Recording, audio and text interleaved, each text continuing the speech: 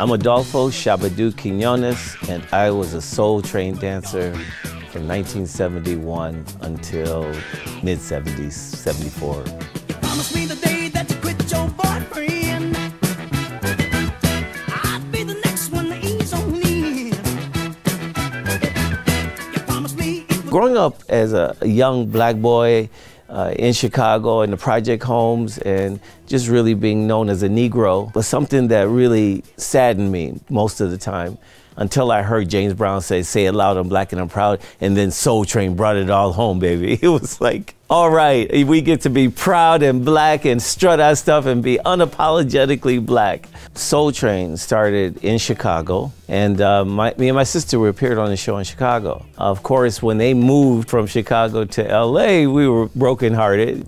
Lucky for us, my mom said, hey, you know what, I'm gonna start your lives over. We're gonna move from Chicago to LA. And it was there that we met someone named Campbell Locke Jr. in a dance contest at the BSU, the Black Student Union at Fullerton College. I saw him do a dance I had never really seen before. It was like a kind of a circus act. Chicago was about being cool, you know, and reserved. And here this guy is diving on the floor, sliding on his chest. We became friends. Later, we became co-founders of the Lockers. Lockers, we're a fabled dance troupe, a dance troupe that really changed the face of dance forever. The original members of the Lockers, Don Campbell Locke Campbell, Fluky Luke, Campbell Locke Jr., Slim the Robot. The guy that most people know as Rerun, we call him Mr. Penguin, Fred Berry. And then myself and Tony Basil, who basically formed the group as a professional troupe.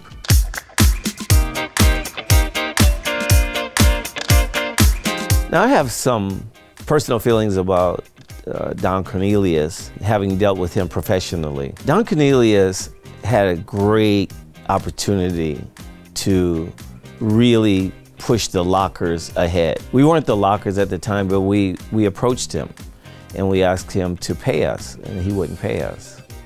And that kind of broke my heart a little bit. All we're supposed to get is chicken. We got a two-piece chicken dinner with some bread. And you know, at first that was fun, but then when our eyes started opening, we were like, hey, you know, we should get paid. And the way he responded was more disappointing. When we asked to get paid, he kicked us off the show.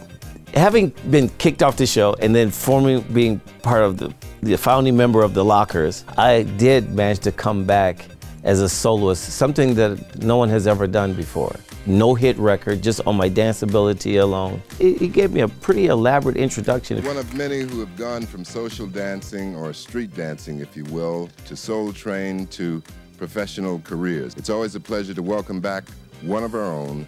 How about it, gang, for Shabba-Doo?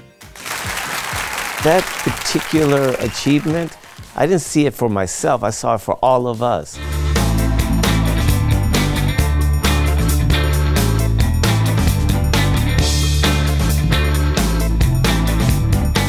Breaking into the movies was a long journey. I mean, of course, I was with the Lockers. In about 1977, we disbanded for creative differences. You know, when you're part of a group and you try to start over again, it's pretty hard. Yeah, they knew me as Shabba-Doo from the Lockers, but who was Shabba-Doo? By himself. I forged ahead. I started really owning that new style that I created. After I built up some street cred in LA, someone approached me and said, hey, you know, they're gonna be doing a new music video with Lionel Richie. And I was like, Lionel Richie? I was like, that dude from Commodore? He's like, yeah. I was like, oh, okay. He said, you know, they want to meet you or whatever. So I went and met with the director, and I met with Lionel Richie. That led to me choreographing all night long, the music video.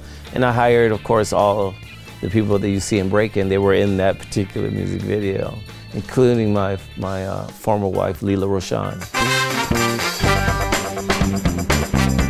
Soul Train affected and changed American culture on so many levels.